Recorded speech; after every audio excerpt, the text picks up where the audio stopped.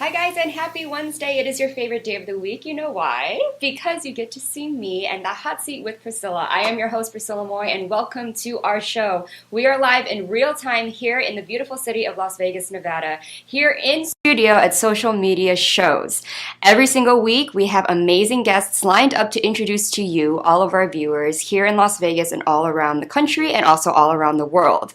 As you know, to sit in this hot seat, you obviously have to be someone extremely impressive, and we never fail. After all of our interviews, we always leave being so inspired and learning so much more about the amazing people that thrive in this city.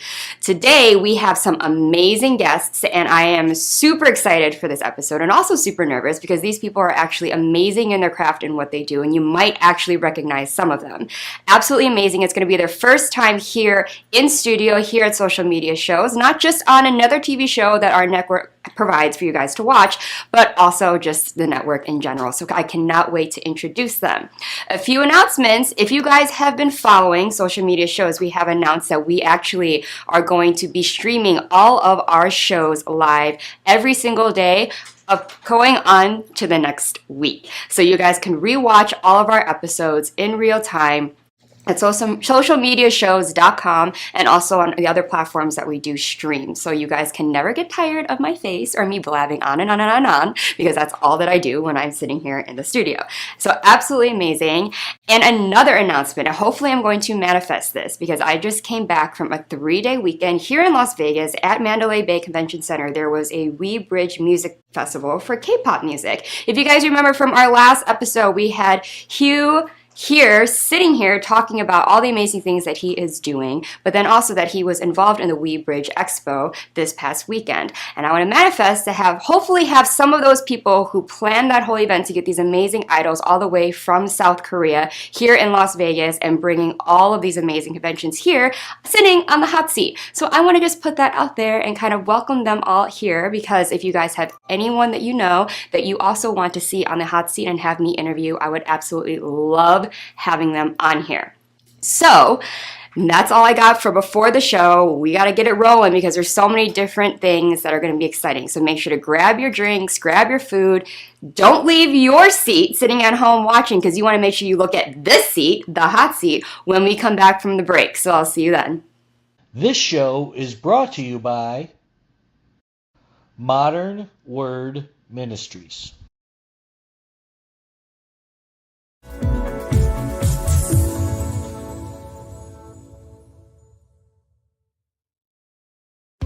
Trying to buy a home these days is tough.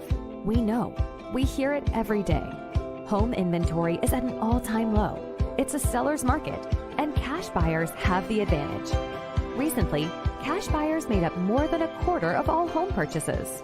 So, how do you compete with cash buyers and win? By becoming a cash buyer yourself.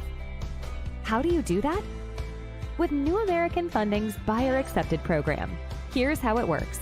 Buyer Accepted LLC, an affiliated company of New American Funding, will buy your new home with cash and sell it back to you for the original purchase price, plus a service fee that can be added to the purchase price of the home once you secure mortgage financing with New American Funding. This turns you into a cash buyer and helps you win the bidding war. And the best part? You don't need to sell your current home first. Don't miss this opportunity to buy your dream home. Call New American Funding today or visit newamericanfunding.com to learn more about becoming a cash buyer and winning the bidding war.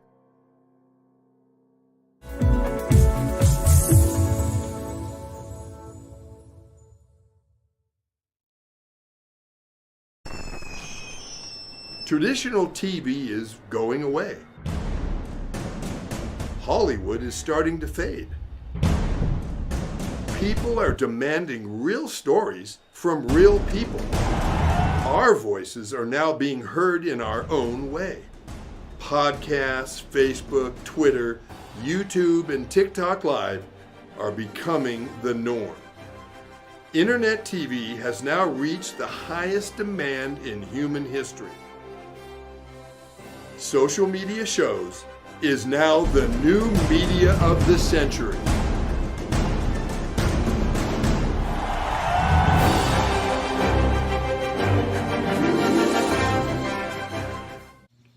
Hi guys, and welcome back to The Hot Seat. I am your host, Priscilla Moy, and we are live in studio here at Social Media Shows. We are going to get right into our first guest. He is absolutely amazing. He is a mentalist, a psychic, and all things paranormal. He has residencies here in Las Vegas, and he is known as the man who knows. Everyone, please welcome Alain Nu.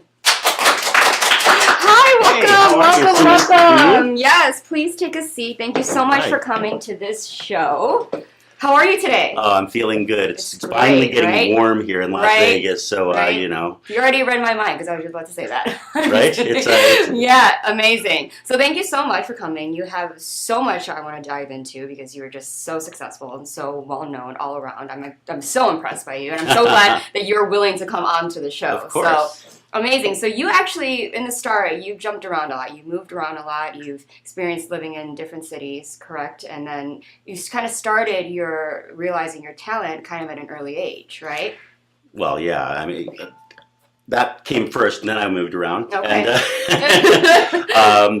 yeah, it's been quite a crazy lifestyle. You know, most of my work has been outside of the Washington D.C. area, but I was very close friends with the restaurateur and owner of Cafe Milano, this guy named Franco Nuscasi, and he used to be the operations manager over at Caesar's Palace, and that's how we kind of created that connection. But I've always been, you know, I've been here in Las Vegas on and off since the early 2000s.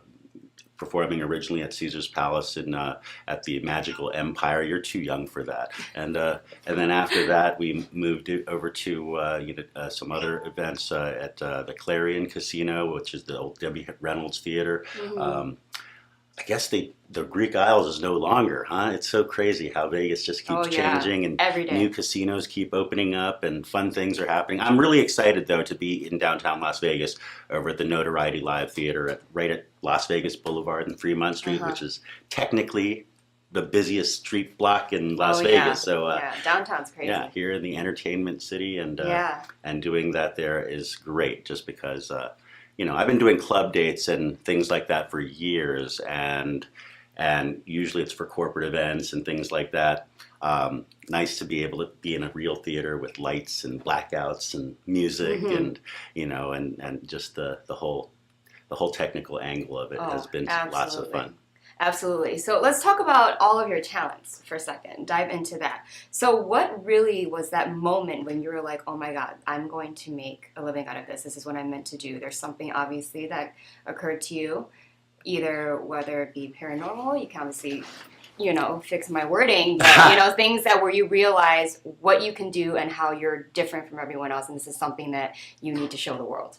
So I'm half Chinese and I'm half Vietnamese. My parents met in Laramie, Wyoming, and at university, and I was born thereafter in San Francisco in the '60s. So it was just kind of it's been a long time coming. Back in those days, I was just trying to fit in, and everybody was just kind of already assuming that I had mysterious powers because I was like the only Asian kid in my class. Okay. And so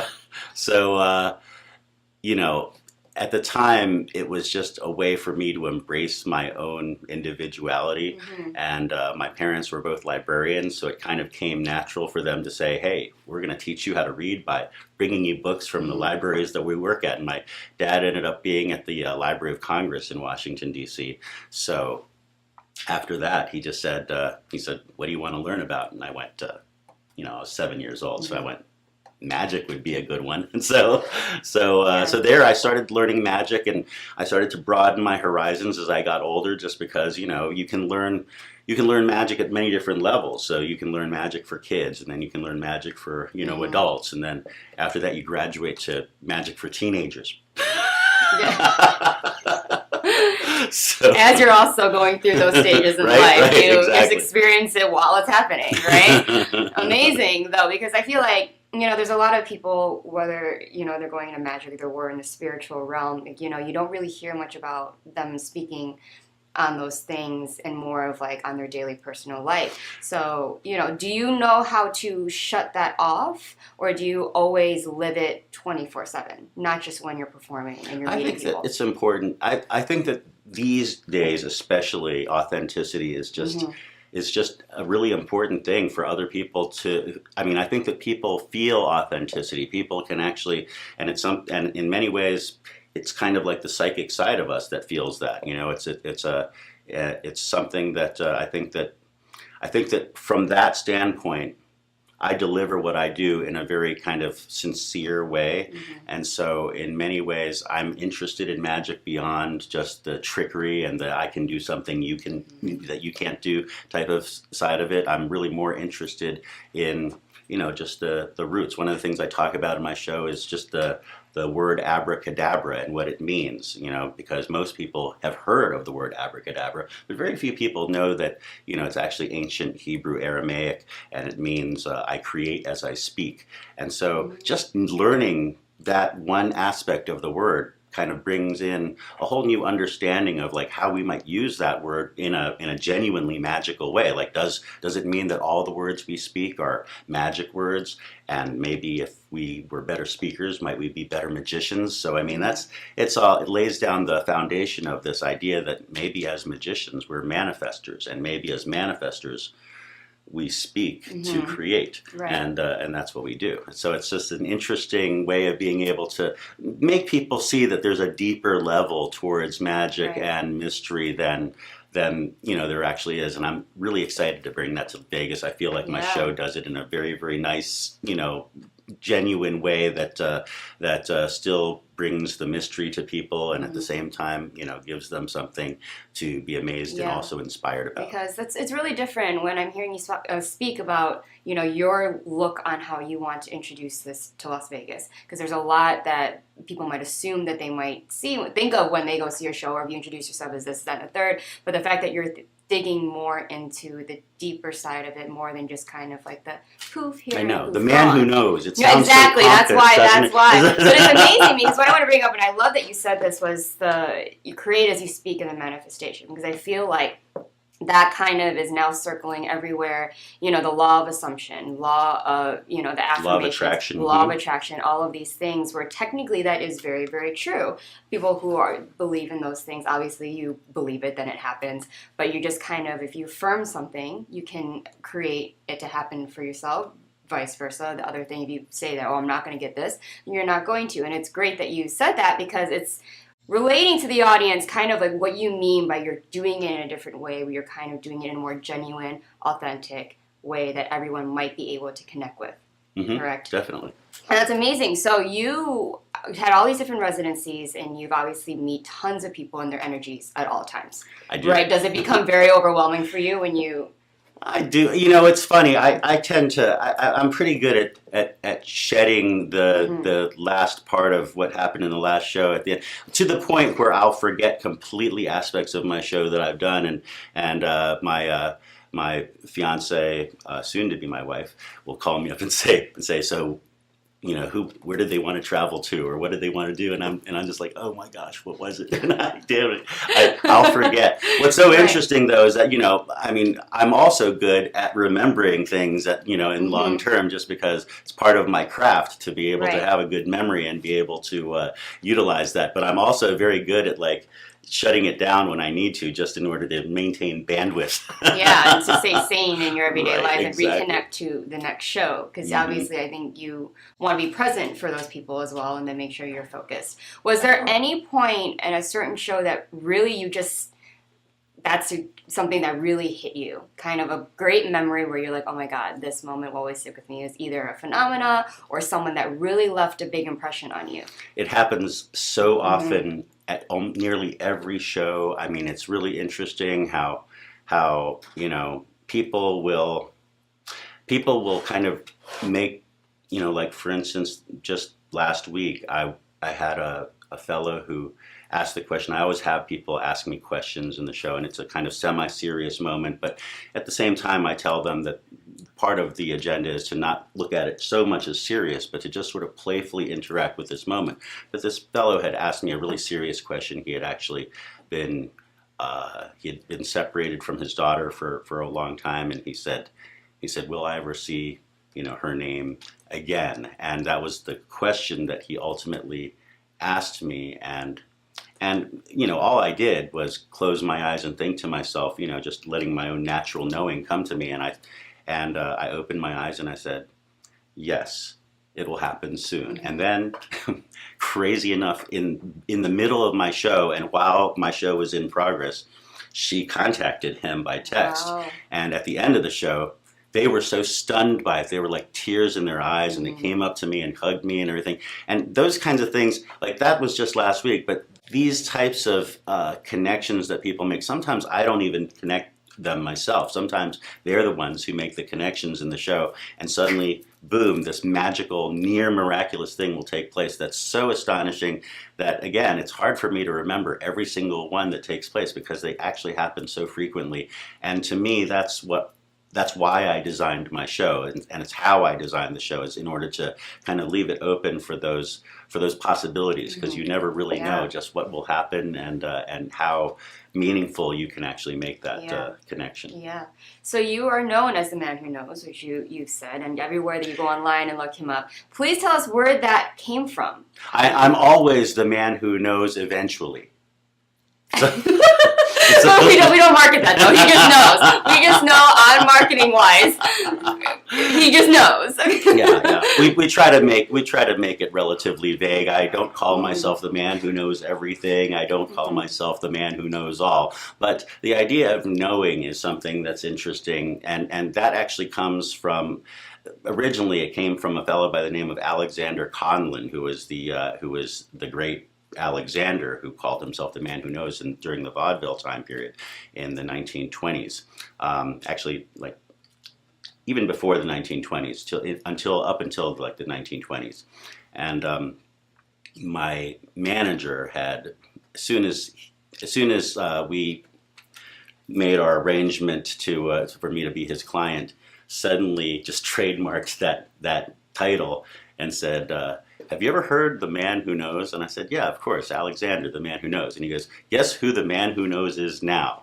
And I went, you're kidding me. Wow. And so suddenly he had trademarked it for me. It took me it took me a little while to just kind of ease into that title, because it is kind of saying a lot, right? But in the end, I feel like I've embraced it nicely. I feel like I understand what it means to know, and I feel like I've learned to understand it more than ever before. So and you've proved it to your audience and to your fans, obviously, and to the extent where you can, and it impresses you every single day. Last year, TripAdvisor awarded me the TripAdvisor Traveler's Choice Award, which puts me at the top 10% of attractions worldwide, which is astonishing. Just because I was honored to have it. These days, I feel like my TripAdvisor reviews are all very, very strong, and they're always 5 stars, but these days the 5-star reviews are getting even stronger. So I feel really happy to be in this place and in this. Can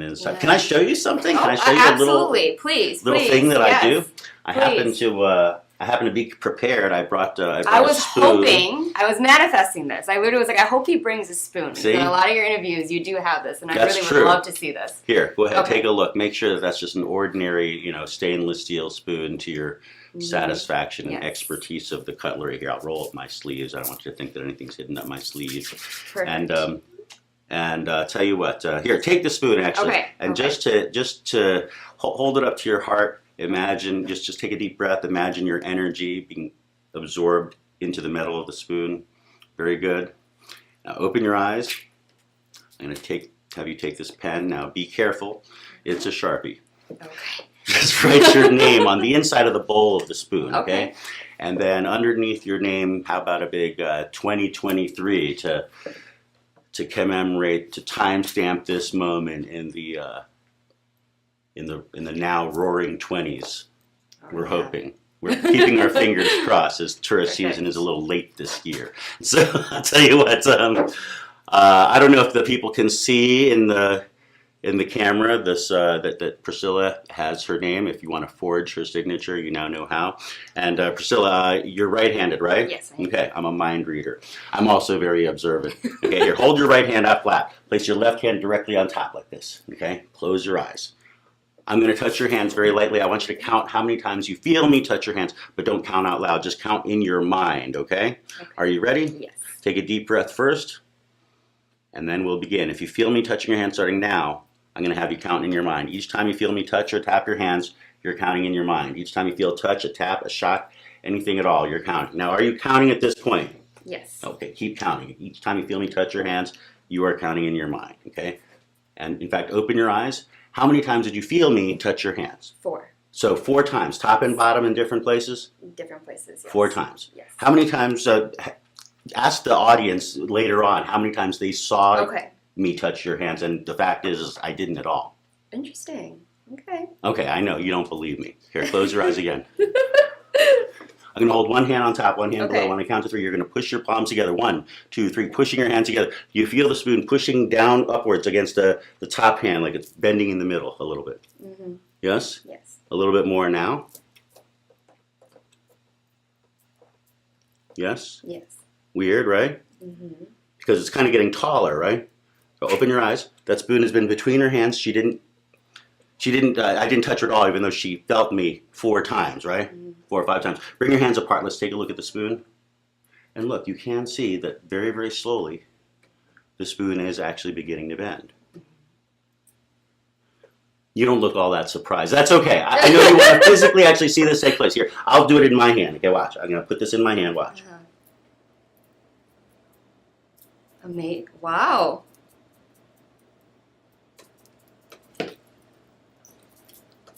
See, now you can see the spoon is actually buckled a little bit more, right? Mm-hmm. And that's still your name on the Yes. inside, right? You can Yes. still see her name a little bit more. Watch.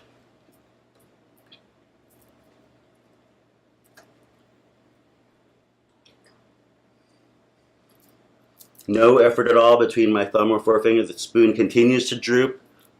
It continues to droop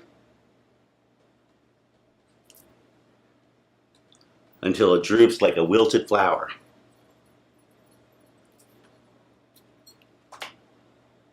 Now tug on the end like a wishbone. I mean, that's difficult to unbend, right? I Yes. mean, it's like it's not flimsy suddenly. It's actually still consistent to the way Yeah. it was before, right? Yeah. Now here's the thing. You can physically take this spoon and unbend it using muscle, and I'll do that right now just to show you can physically do that. Let's try something that'd be humanly impossible, or at least seemingly so. So rather than bringing the energy outwards, let's imagine spiraling that energy inwards. Watch.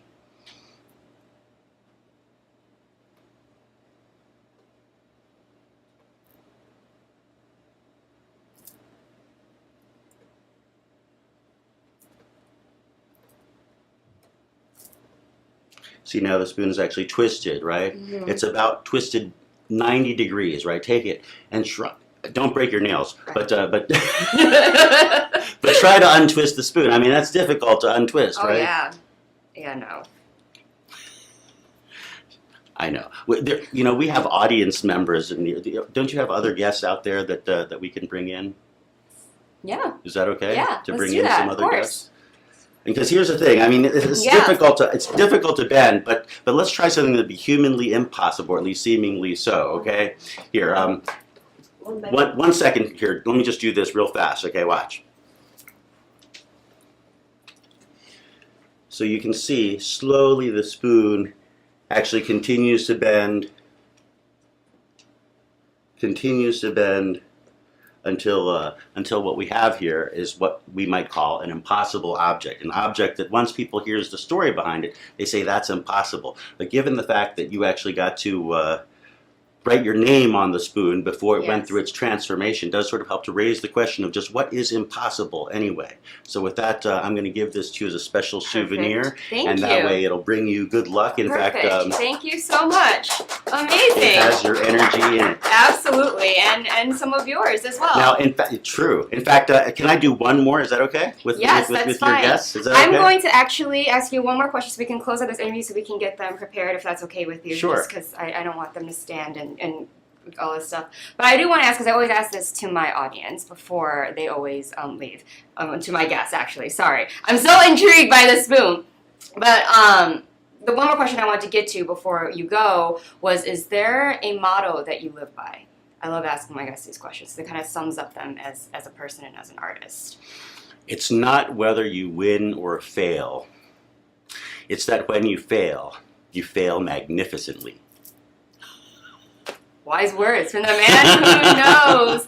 Amazing, amazing, amazing. You have massive success. You have residencies, and would you like to tell them how they can get in contact with you and where they can get tickets to your residency that you have currently? Yes. NotorietyLive.com. NotorietyLive.com is where you can get tickets to my show as well as all the other shows at that theater, at the Notoriety Theater. I'm there on Thursday, Friday, Saturday, and Sunday at 5 p.m., so it's a nice afternoon show. It's a nice way to get out of the heat here in Las Vegas now that it's warming up. And and the show's been going great. Great TripAdvisor reviews, great reviews all around. I'm really looking forward to keeping this one going. Yes, and then you also have, I don't know if they could still view it, but you had a limited series on TLC called The Mysterious World of Alain Nu, right? I did. So is it still available for them to view if they do want to kind of view past your past work, or are you more so? I'm trying to stay. I'm trying to move into like, and that was like it was close some time to 20 ago. years Yes, it was some exactly. time ago. So yes. my feeling is you know, I'm trying to reinvigorate a new career side to myself. Right, and, but it's amazing. And, but I love for people to see your journey of success so they can respect you. Yeah, as but an if you're artist interested, and you as can a- go to YouTube Right. and look up my name, Alain Nu, and TLC, and you'll probably see a few clips. That's absolutely amazing. Thank you so much for being on the hot seat. Maria, would we like to cut to break, or would we like to jump right into it? Okay, so make sure you guys stay tuned, because he is going to demonstrate with my other two guests that I have coming onto today's hot seat episode. So make sure you don't go anywhere so you can see the man who knows right here in studio, live in action in real time. No gimmicks, no nothing, no editing. This is happening right before our very eyes. My first time actually meeting Alain, so like we have no prior connection. This is all That's right. right here in studio. So do not go anywhere, and I will see you right after the break. This international television man of mystery has entertained audiences worldwide with his uncanny demonstrations. He utilizes his untold powers to foretell our actions, reveal unspoken thoughts, and create impossible phenomena, seemingly by the power of his mind. He is Alain Nu, the man who knows. Now appearing at Notoriety on the world-famous Fremont Street in downtown Las Vegas. This show is brought to you by Dream Tracks Academy. I can already feel you judging me, and not for what I've done in the past, but for what I'm about to do. I had what mattered, and I got careless. Like, I don't deserve more. I don't deserve sympathy. I don't deserve to be here. Where the hell are you? Why aren't you answering your phone? Jenna! What is the matter with you? Someone once told me, you may not be everybody's cup of tea, but you're somebody's shot of whiskey. Excuse me, ma'am. My car ran out of gas and I left my wallet at home. Could you please spare a couple dollars so I can refuel my vehicle? I literally have nothing. What's it gonna take to get you to join the program? Get about a dog! If Jesus wanted you to have a dog, he would have blessed you with a bowl and a leash now, wouldn't he?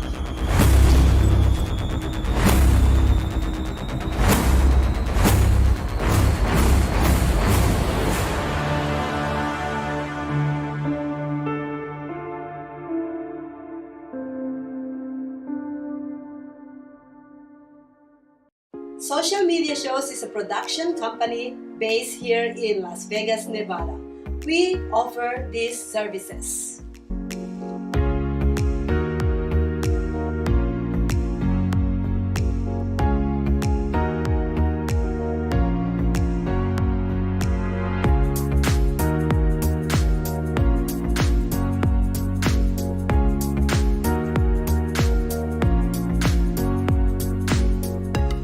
We've been streaming shows live in real time for over 4 years on major social media platforms and also on our website socialmediashows.com.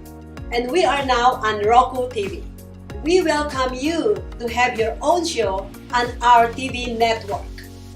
Call us 651-955-8743 or email us at admin@socialmediashows.com.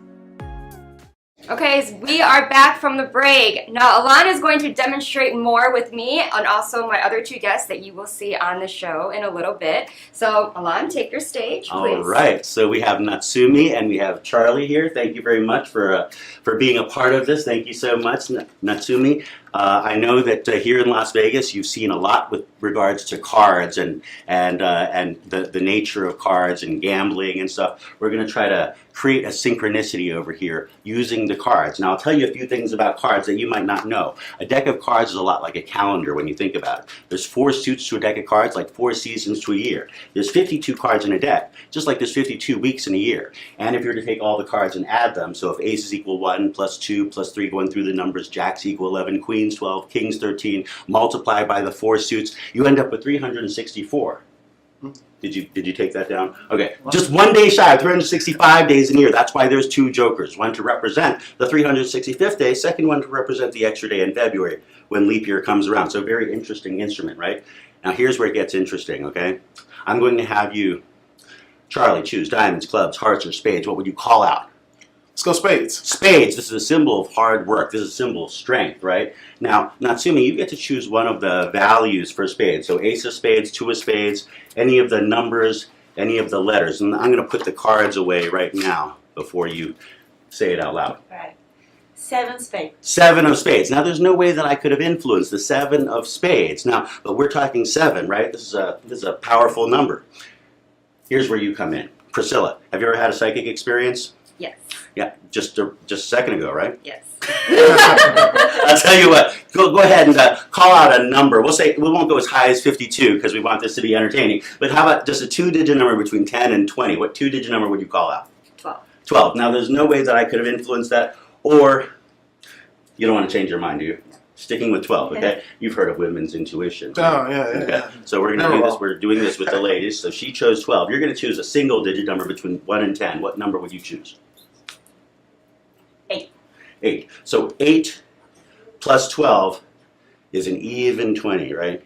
Even 20. And it'd be so weird if we could actually go inside this pack exactly 8 plus 12 times. That's 20, right? 20 cards from the top of the deck and actually find the 7 of spades. That'd be weird, right? Super. 20 cards. Here, deal them into my hand. Face up so we can see them. That's 1, 2, 3, 4, 5, 6, 7, 8, 9, 10, 11, 12, 13, 14, 15, 16, 17. Stop right there. That's 18, and then put 19 down. And the next card is 20. It'd be so weird if that next card was actually the 7 of spades, right? Mm-hmm. If it was, do you all agree to maybe come out to Las Vegas and see me at the Notoriety Live Theater at the corner of Fremont Street and Las Vegas Boulevard next time you come to Las Vegas? How about you guys? Coming out to see my show? If indeed that is it's only if it's the 20th card is at 7 of spades. I'm nervous. I already see a 7 of diamonds already, but still, no. If it could be any 7, it could be any 7. Or it could be any card. Turn it over. Let's see if indeed it is. Oh! Wow. I love doing business like that. See that? You and we have made an agreement. Wow. 7 of spades at 20. I'll tell you what, I'm going to even give these cards to you as a special souvenir so you can practice at home. All right. Thank you so much. Thank you.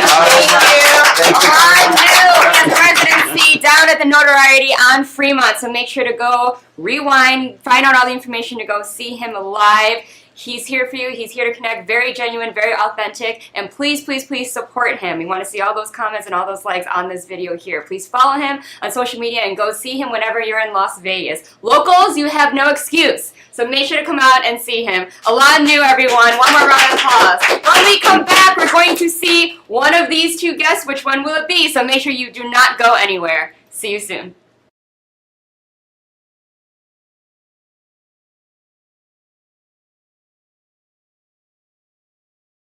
Hello, everyone. This is Joseph Skoda with Social Media Shows. Well, I thank all of you for your support through these last several years, and it's been a lot of fun. We've given people a voice they never had before. Now, Social Media Shows is always collaborating with our veterans to help them do things and help out the veterans who are struggling today. And we teamed up with GI Connections, connecting veterans with resources. So please consider helping and donating to this great cause because we're always doing things for veterans. So GI Connections, Social Media Shows, and you is what makes the world a better place. Once again, Joseph Skoda, proud United States Air Force veteran.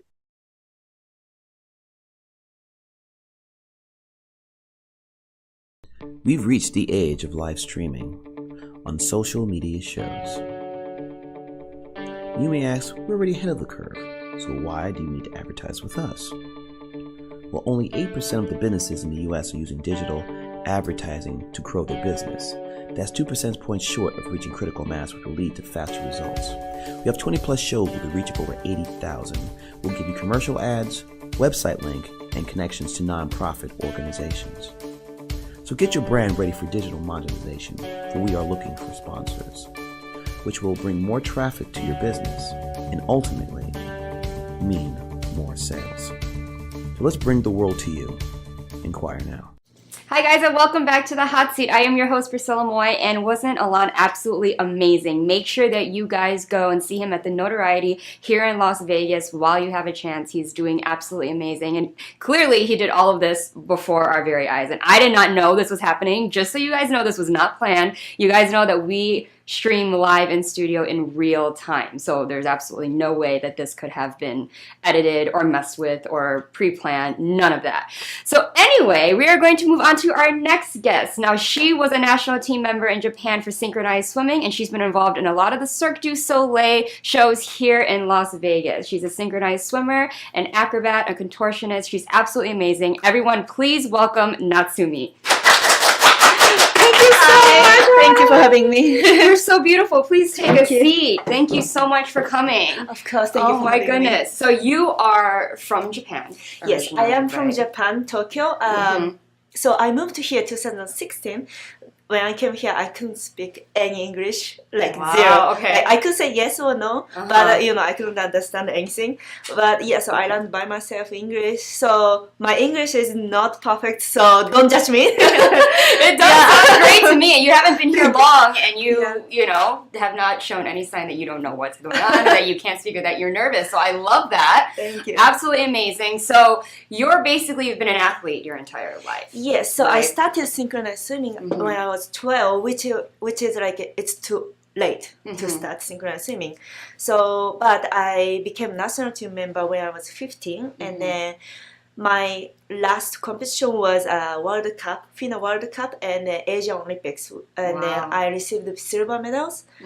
But I thought like the world medals are like very like special, or like everybody is dreaming about that, but like for me, when I received the medal, it was not like that. Oh, just a medal. And then plus I got a power harassment from head coach, so my mental was kind of broken. So that's why I quit. And then so after I quit, I got an offer from Reve, which is like that show closed already during pandemic, but it was at Wynn Hotel. I received the offer from Reve, and then so that's why it's brought me here. I became a performer for that show. Amazing. Well, Reve is an amazing show. I know some of the people that were in it, and it was really highly disappointing that it was not going to come back. But that was amazing, though, that you kind of made that move and you accomplished so much in Japan, but you kind of stopped for yourself and kind of like for your mental health and doing all those things. A lot of people wouldn't, right? Like they just want to keep going. Because I know that you kind of had a dream to go to the Olympics after all of those things. Now, what introduced you to synchronized swimming? Why synchronized swimming? So, since I was born, my hip bone was not perfect. So, like only 50% covered. So, anytime like I cannot walk, like forever. So, that's why my parents always take me to the pool to build up muscle around here. So, that's why I always like water, like being in the pool. And then, so I think I was good at swimming. but I get kind of bored after that. So and then found like a synchronized swimming, like Olympic, on TV, and then like I asked my mom, and then hey, I want to learn synchronized swimming, and then I started synchronized swimming. So you must be, because I understand the hip thing, because I kind of have that thing too. You don't, it doesn't cover all the way, and I was a gymnast for a while, so the impact really can be really hard for you. But with swimming, I can see you can use flexibility and kind of all the dance aspect. So did the flexibility and doing all this contortion stuff that you also do also come naturally to you? So probably like my hip is a little flexible than other people, a little bit, but nothing like special, nothing like contortionist. But yes, so when COVID hit, Las Vegas was kind of ghost town, like everything shut down. It was so quiet. And then that time I think about like, okay, maybe I need to change my career, not synchronized swimming, like to be like other things. And then I started trying myself like a contortion on the area. So that's why I'm a little better, flexible than before. Yeah, but that's amazing. You could do it by yourself. So you just have a natural talent to do all these things, and that's great. It helps that you were part of Cirque, too. You're around people that you see it all the time, and you're probably just like, oh my gosh, like I want to do that. That's amazing. Impressed. So after Le Reve, I know that you got an offer from O, that's at the Bellagio. Did you perform in that show as well? Yes. Okay. I was performing for O as synchronized swimmer, too. But I was, so I performed for all, but now I'm not performing anymore for that. So I created 2 shows in Las Vegas during pandemic. It's called Apero Show. That show closed already. And then like other show, it's called Particle Ink Speed of Dark. Last year we had the venue at what's called Art District downtown area. It was like immersive like show, and I was doing pole dance on bed. So I was jumping and spinning on bed. It was so fun. But yeah, that show was closed because like they want to try to move on the strip. It's not happened yet, but yeah. So do you have other shows in mind that you're doing, or are you planning to move those, just finding different residencies and locations? I'm not sure what they thinking, but I really hoping that show comes back because everybody loved it. So, but I'm doing like a live entertainment here in Las Vegas and in California too. Also like music videos, like Lizzo's About Damn Time. That music video I was performing for them. Really? Yes. And About Damn Time. You can see that's amazing. That's a look for you. Oh my gosh, you're like a star. But that's great though that you found a way to, after performing live with a company like Cirque. I know a lot of times performers find it hard to figure out, okay, what now? What next? Because also, the body ages and they want to make sure they make the most of it before they actually can't do it anymore, right? Exactly. But you kind of found a way to make it your own and make it your own path. Kind of just like how you controlled your synchronized swimming career. You just kind of decided, no, I'm going to do what's good for me, which I love. It's so amazing. So what was your inspiration for your latest show? So, so because my husband is a musician, so he always like practicing and then put his effort on it like 100%. So I always watch next to him, and then that's why I always okay, I need to push more by myself, and then we are kind of pushing each other. I think that's. Is he Asian as well? Is he Japanese? No, he's from Kansas. He's American. Okay. Yeah. Okay. So what was it like for you as a Japanese artist in America? Do you feel like you were able to thrive more, or do you feel like there was an uphill battle for you? So it's a little hard, I think, because in Las Vegas we have very small Japanese community, which I don't know very well. But California or New York, there's so many Japanese are there, but for business. And so because Japanese kind of a little old school, I feel. So always traditional, and then they are not open mind sometimes. So that's why I created some act with my pole stage, and then with my mom's kimono my mom bought that kimono like long time ago, and it's like about like $5,000. So that's why I created like modern Japanese pole dancing, and so I really want to produce like so this is Japanese but more modern style. So so you're kind of bringing your traditions in, but introducing it in a way that Americans might understand it. Amazing. Hopefully. Exactly. So do you think if you were to bring your shows over to Japan, would they be welcoming to I those think things? so, You think yeah. Yeah, Japanese like you know, everybody like, you know, from America or from other country. So they're I'm really sure like they enjoy, and then they're very welcome. So what do you have planned now? Like, you know, you obviously are working on getting your show moved, you're doing music videos. Is there anything you're working on currently that you can talk about? So I'm not like a very professional as a contortionist and the aerialist. So I'm not very young, but like I really wanna build up like my career with contortion and then like aerialist. So I'm really hoping like I can get like a job with that, not like synchronized swimming. So yeah, because I know there's a lot. Would you ever go back to Cirque? Because I know they have a lot of contortion. It's finding the one that works for you though. So if you guys have any shows that Natsumi could be a part of, like I'm sure she's open to it. You know, she's fit, she's amazing, she's strong, and it's so great because every time I look you up online, you would have articles on the interviews that you've done, and there's these beautiful pictures of you like in motion doing so many things. Like, you know, you look like you're modeling, and then she's actually in action holding these amazing poses. Now, what do you do daily apart from obviously practicing your craft that you do to keep fit and keep those muscles really strong to do that? Yeah, so I think like for synchronized swimmer or like all artists in the world, like everybody is like dreaming to be a Cirque du Soleil or like performer in Las Vegas. So you know, I really wanna be like the role model for them, like even only outside, you know. So that's why like I keep like training, like try to be better, you know, than yesterday. So every day like I kind of want to grow up. Yeah, amazing, because you're super strong. So how did you get the attention of Cirque in Japan? Oh, in Japan, so Reve was not Cirque du Soleil. But like when I came here for my summer vacation when I was a university student, so they said like we have like one position of swimmer, and then like do you want to audition? And then I auditioned their theater.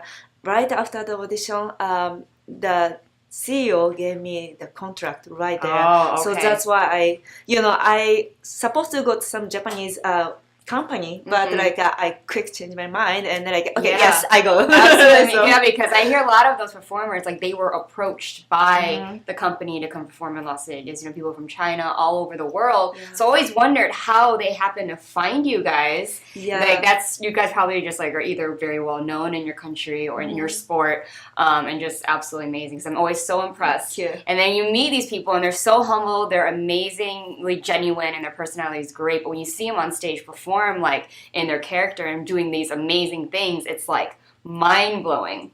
So what moments as a performer in Las Vegas really stuck out to you? Is there any point where you're like, oh my god, like this is where I'm meant to be? Yeah, so I think like so it was not my dream to be a performer actually. So that's why it's like kind of good accident. So I was so lucky to be here, and I was so lucky to perform for Reve and Cirque du Soleil. But because all my friends, they're like performers or like entertainers. So that's why I always like see what they do, and then so that's why I always think like, oh, I want to be like them, you know, like so that's why like my environment. It's like that. Yeah, so you're just inspired by the people around you. Like every day. Las Vegas brings a lot of people, and it's just a moment where you're like, oh my gosh, I'm what, like, they might be looking at me like that when I'm looking at them, like, amazed, you know?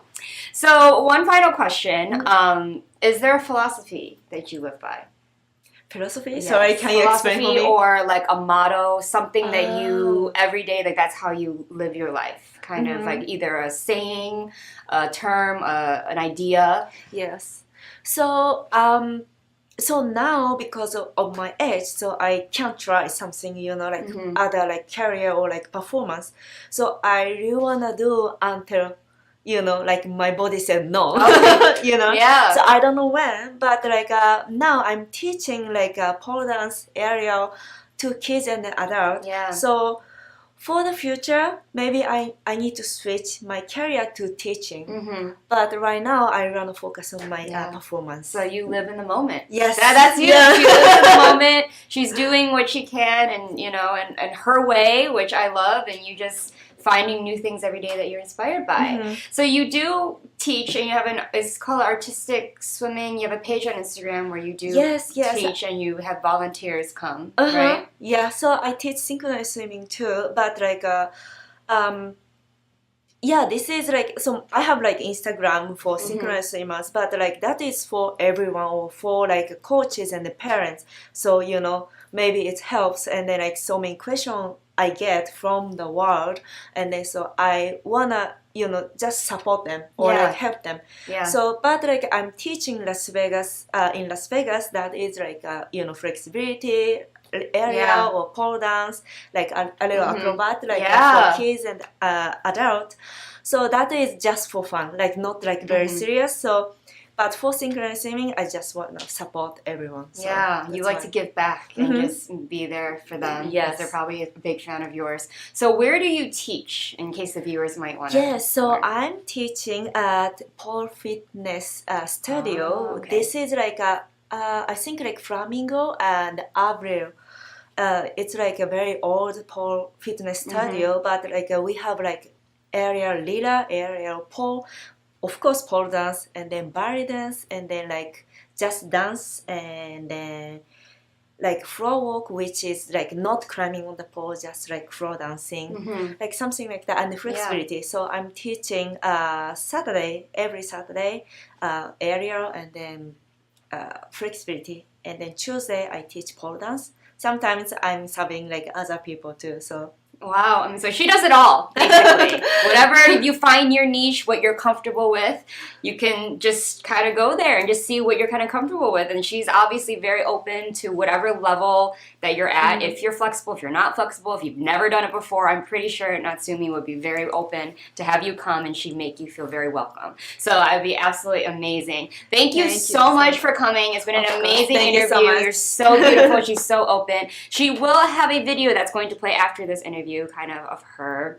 and her amazingness, obviously. Japanese modern pole dance. Oh, there it is! Japanese modern pole dance. Amazing. I've never heard of that, so I can't wait for you guys to see it. Like, she's creating things by herself and she's doing things on her terms and in her own way. So she's definitely revolutionary and she's renovating a lot of different ideas of what we might think of from acrobats, contortionists, and all of that. So make sure to support her. And what is your social media so that way they can find you? So I have my Instagram. This is Natsumi Miyazaki 0714. So Miyazaki is my Japanese last name.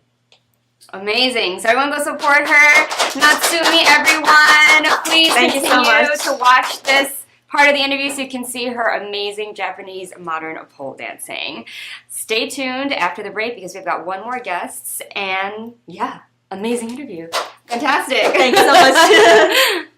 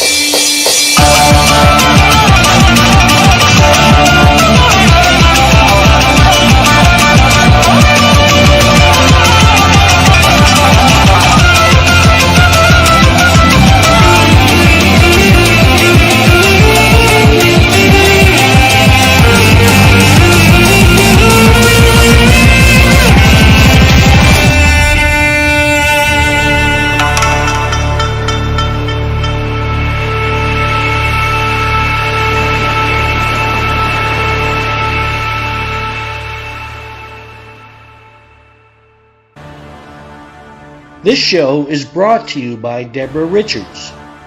Move Me No Mountains. Now available at Amazon Prime. I can already feel you judging me, and not for what I've done in the past, but for what I'm about to do. I had what mattered, and I got careless. Like, I don't deserve more. I don't deserve sympathy. I don't deserve to be here. Where the hell are you? Why aren't you answering your phone? Jenna! What is the matter with you? Someone once told me, you may not be everybody's cup of tea, but you're somebody's shot of whiskey. Excuse me, ma'am. My car ran out of gas and I left my wallet at home. Could you please spare a couple dollars so I can refuel my vehicle? I literally have nothing. What's it gonna take to get you to join the program? Get back, dog! If Jesus wanted you to have a dog, he would have blessed you with a bowl and a leash now, wouldn't he?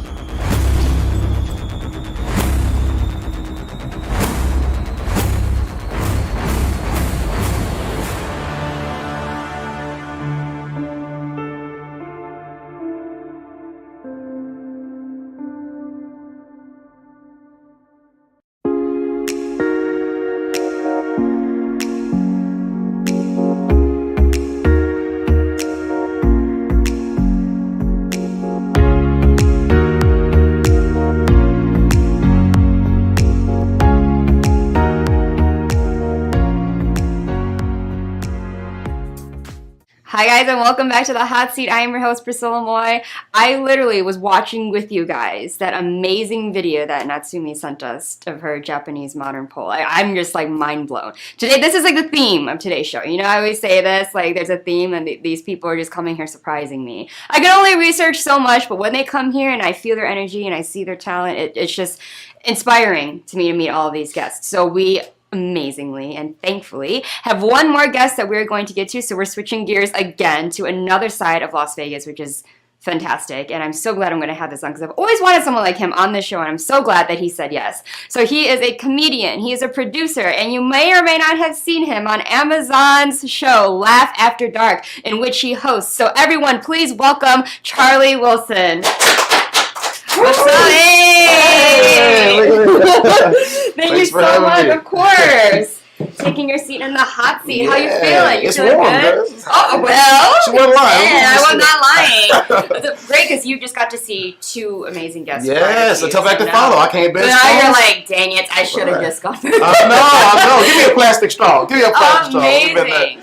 So you're doing so much, right? You're a comedian, you're a producer, you're a TV host, and you're around the scene here, there, everywhere around the country. Yeah. So was comedy always your life? Like, was that something that you had? I was a theater kid, kind of growing up. I was very involved in my church. I was public speaking. I was in student council. I was a little bit of a nerd. And then after I got into theater, I started to develop my sense of humor. And I did some theater productions in Dallas, Texas. I'm originally from the South, from Louisiana. Shout out to Louisiana. And so from Dallas, one of the producers I was working with on that show said, hey, you should try stand-up comedy. So I ended up moving to New York. And I just took a chance and jumped into an open mic, and that's where I kind of discovered comedy, and I fell in love. It was love at first sight, and I didn't let off since. So it's been about, 11 years now, 12 years? Yeah. I've been doing stand-up. It's been fun. Who kind of inspired you to grab that open mic and just be like, I could do it too? I wouldn't say that there's one specifically. I've always been a fan of it, but for whatever reason, when you come from a small town, you don't necessarily think this is something I can do for a living. Yeah. This is something I can make my lifestyle. So I've always kind of felt that I was funny, but I never could put two and two together. I was like, I still got to go get a job and a career, and these bills is not letting up.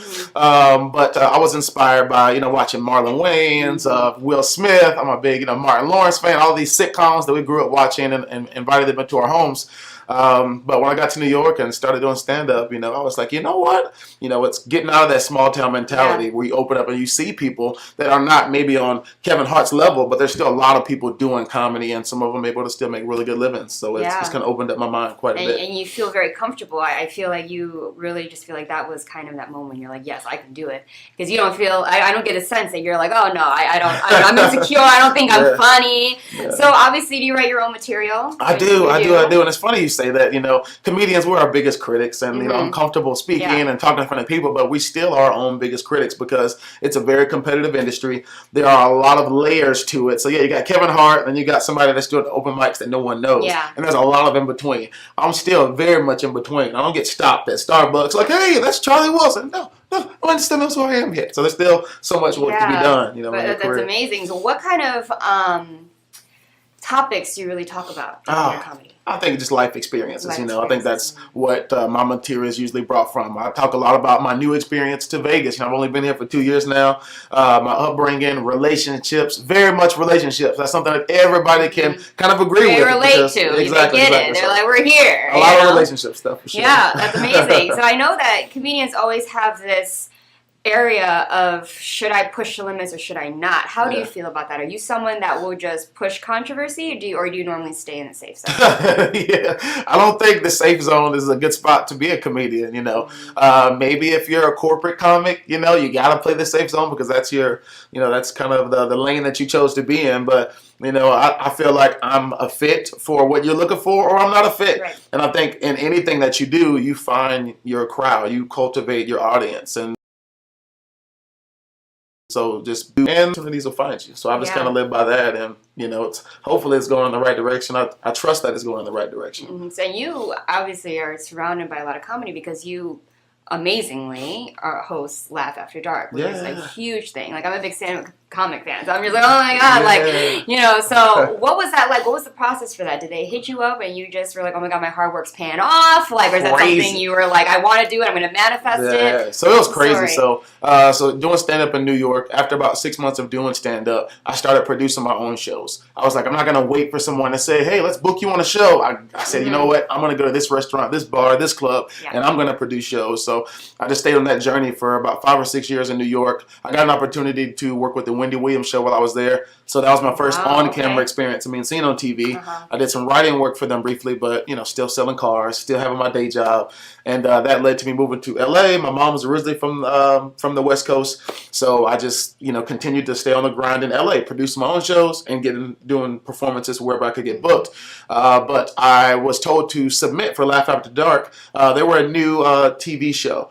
So they had season 1 already on Amazon Prime, and I went to audition for season 2. So I was fortunate enough to get that opportunity to get a spot on season 2 amongst many other comedians. Shout out to my, season 2 alum. But after getting that spot on season 2, it was about a 10-minute set. This was the end of 2019. The producers reached out to me, Rob and Kels, shout out to them, and they said that we wanted to do season 3, and they wanted me to be the host of that show. Wow. So I was like, oh man, it's about to be crazy. My life is about to change. I called my job. I was like, I quit. I'm just kidding. Just give me a little time, but I think I'm gonna quit. Wait a minute. So it was exciting, but remember, this is end of 2019. Right. So we know what happened after that. So now we have season 3 castings. We're trying to find new comics to have on this show. I'm going to host it. We got auditions. Now we've got a sold out show in LA. Wow. And we're ready to film this new season in March of 2020. So right when that happens, COVID happens. Yeah. And unfortunately, we decided instead of just doing the show and taking a risk of putting people at risk, we decided to just hold off and wait. Yeah. We didn't want to film the show with masks. We didn't know how serious it was. So anyway, month passed, 2 months passed, 3 months passed. It's still not safe. It's still 2020. We never got a chance to. I came to Vegas just on a fluke just to do a comedy show. And I ended up having a good impression at that venue. That led to a meeting, and we ended up pivoting and just coming to Vegas. So we came to Vegas and filmed a brand new season, Laugh After Dark, live in Las Vegas. So that's the show that's now on Amazon Prime. And I've been in Vegas for now 2 years, and starting to feel a lot more like home, except for this heat. Yeah, except for the heat here. He hasn't grown accustomed yet. It's the so heat. Hot here. That's amazing because I feel like what's as bad as the pandemic was, I see a lot of changes, and I always wonder, like, what would have happened if that didn't happen? Right. I feel like Las Vegas wouldn't have grown as much as it has. It wouldn't have brought as much over here and introduced an amazing new city that's open to people doing many different things, and it opened a new venue for stand-up comedians to come and do shows for people that travel here. For sure. So I feel it's amazing. So you are a host of season 3. What have you learned being a host of a stand-up versus you being the comic that's, like, oh, my time's coming. Oh my God, what's the lineup? Right. I enjoy hosting. Some people in the comedy industry give host a little bit of slack because you're just the host of the show. But I feel like there's so much responsibility with controlling the energy of the room. So I've always been infatuated with that because you set the tone for the show. You set the tone to the people that came to have a good time at the show. You ever go to a comedy show and the comedians just aren't good or they're not what you expected? Right. Well, it's the host job to still ensure you had a great time and to still ensure that last comedian that wasn't so great, you're still having a great time and set the stage for the next comic coming. So that's a big responsibility. I enjoy it. I'm fortunate for the doors that Laugh After Dark has opened, and we're continuing to do more things. We had our first tour last year. So we filmed some comedy specials for specific comedians. We went to San Diego, Arizona, New Orleans, and filmed comedy shows for comics. And we also started a comedy festival here in Las Vegas. So right in the Arts District. Our first year was last year. We partnered up with some restaurants and some venues and sponsors, and we brought out comedians from all over and really introduced them, and what I feel like broke open, the comedy scene even more. It's already been growing. So it's been great. Amazing. Yeah. So you've obviously done shows in different areas. What city has stood out for you that has given you a lot of good feedback while you're live doing a show? Because obviously you base your energy when you're stand-up there on the energy you get from the audience. It's kind of like a give and take. Sure. So who has really stood out to you? In terms of performing, city performances? For whatever show, like if you've ever done a show and you get there and like that was the one, oh man, this energy was crazy, or oh no, I feel like that was my show. I have fun just about everywhere I go. I think every city brings a little something different. You learn a little something different. The audience is a little different. And that's one of the good things I was just telling. I was having a conversation randomly with some guy on the plane. But I guess the great thing about Vegas, if you perform in LA, you've got an LA crowd. Yeah.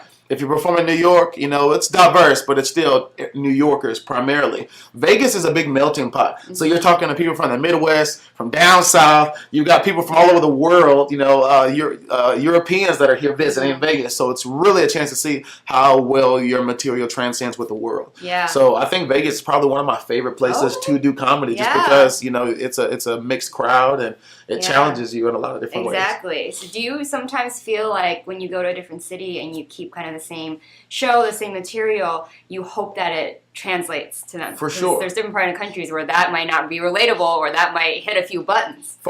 Certainly. So one place that stands out specifically is Utah. Utah is very close to here, but Utah is very different in the sense that, no shade, Utah, but not that diverse. Yeah. Utah is very vanilla. You know what I mean? So it's a different crowd there, and they have religious beliefs. There's a lot of Mormons there, so you have to be a little bit more sensitive about how different people feel about different things. So sometimes you have to kind of water down your material a little bit with respect to where you're performing. Right. You don't want to get banned in a city. Yeah, you're like, no. I need that chick. You're like, oh, dang it, I ruined it. I opened my mouth in the wrong city, like at the wrong time. Right. But amazing. So do you have anything planned for yourself and Las Vegas? What are your next goals that you're trying to achieve? 100%. So Laugh After Dark, like I said, we've been filming comedy specials highlighting these comedians that we believe in.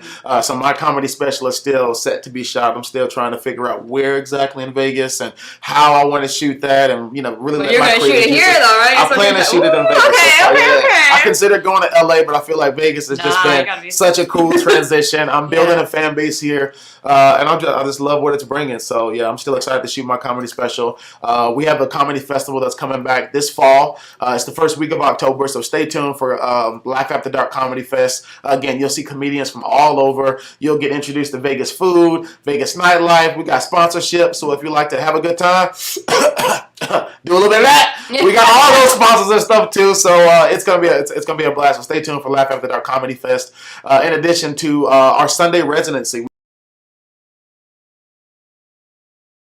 We have a Sunday stand-up comedy club. So every Sunday, Laugh After Dark is there. What's unique about our show is we work with a live band. So we've got the Fremont Funk Band that comes and brings live music and soul to that show. But I also host a show in Henderson for the locals that don't like going to the Strip. I'm thinking about you too. So the second Wednesday of every month, I host a show called Hump Day Humor that goes down at Gambit in Henderson, which is like a Gatsby, cocktail vibes, great food and drinks, free parking, which is super easy to get to. So stay tuned for that one. That next one is on May the 10th. I've been hearing a lot about this Gambit place. A lot of my guests have performances there, and I'm like, because I live all the way north, so by Leandre, so going to Henderson, I'm like, there's a lot going on down there at this Gambit. I better have to like stop by in my little 1920s style dress and whatever fit the vibe. It's fun. But I'm so excited for the special though. I can't wait to see it. Are you hoping to get it streamed?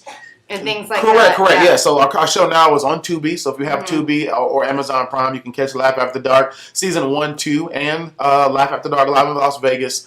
My comedy special. I'm hoping to get on those platforms as well as some additional. Yeah, I'm about We're to say you need that Netflix. I need that Netflix. That's where everyone watches comedy. Right. The legends around there. You got Cat Williams. You got Dave Chappelle. You got all of them on there. Sure. It's absolutely amazing. Those levels I was telling you about. Yeah. There's layers to it. Hey, you know, they all been there though. Exactly. Your comedy will just grow as time goes on. You can joke about this interview later on. We'll look back on this day. We'll look back and I'll bring you on and be like, guess who got his Netflix? We need Alain here to manifest it for you. If you ask him that question, am I going to be on Netflix? Get over here with that spoon, bro. I need you over here to manifest. But all my guests obviously have a sense of humor because they watch me blabbing on all day. So obviously you have to go watch him. He's doing so much. He's booked and busy. Hopefully you actually call your boss and say, you were right. Like, babe, see ya, not coming back. So I'm super excited for you. And I got to get a call when you're filming your special because I'm going to like root for you. Oh, yeah. You got invites. You got invites right like, make sure you got the water down.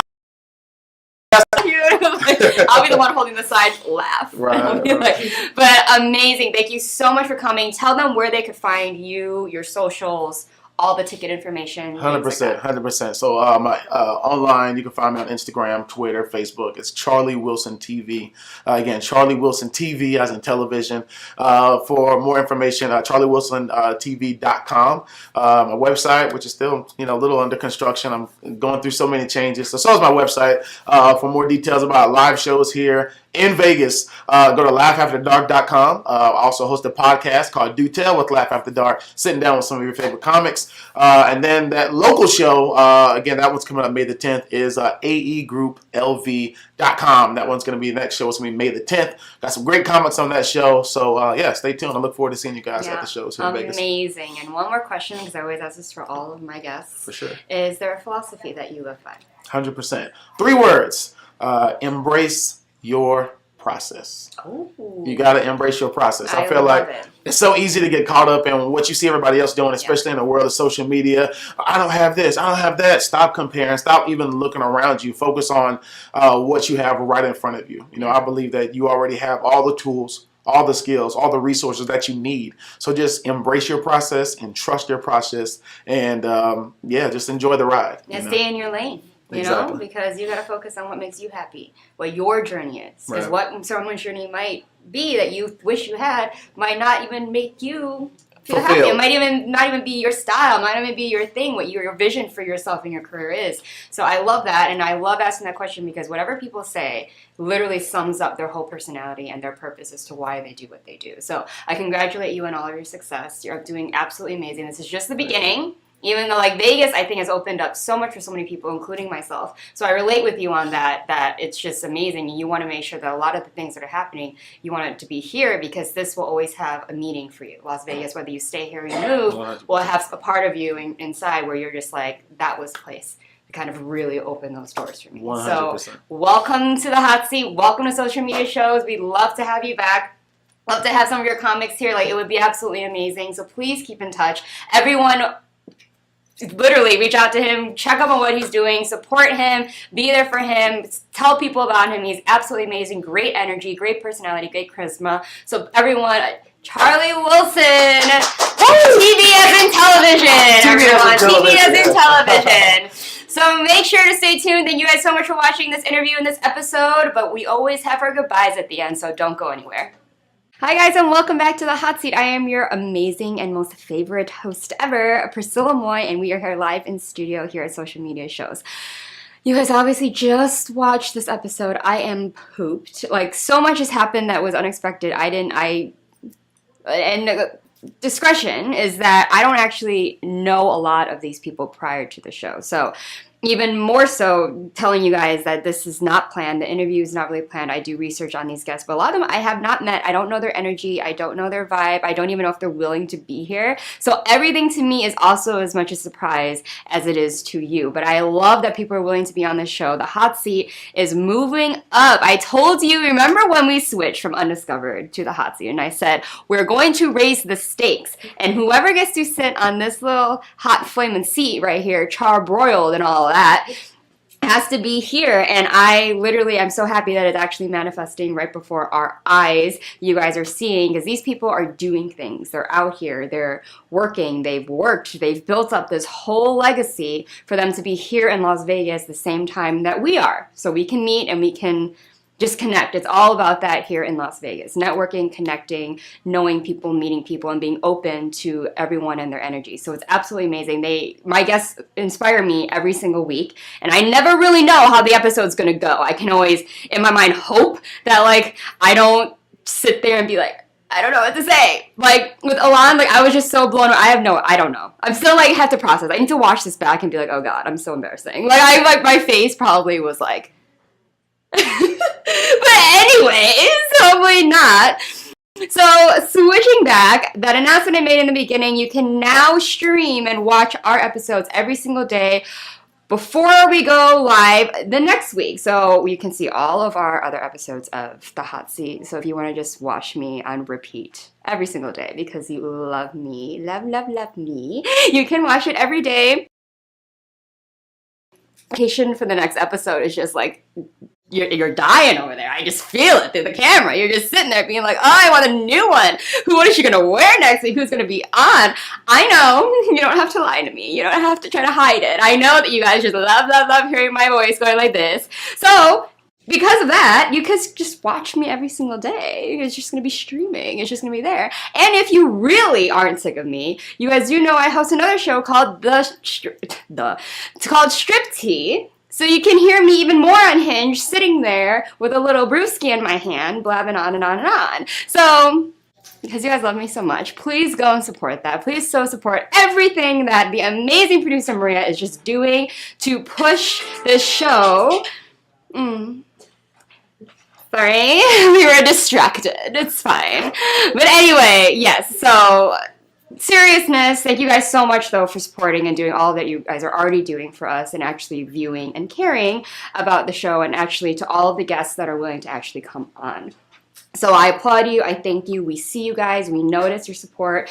Thank you to all the sponsors, to all the people that are actually helping us and believing in us. And we always are open to more sponsorships, and we are open to red carpet gigs, doing all of that, because I know you guys love to see me on the red carpet with that mic, though. So if you guys have anything going on, movie premieres, openings of shows, whatever, I don't know. You guys all do these amazing things that I've never heard of. So amazing, just invite us. Okay. But anyways, I am your host, Priscilla Moy. Stay tuned for next week's episode by watching more of my episodes every day. Until then, I will see you next week, 3 p.m. here at Social Media Shows. See you then.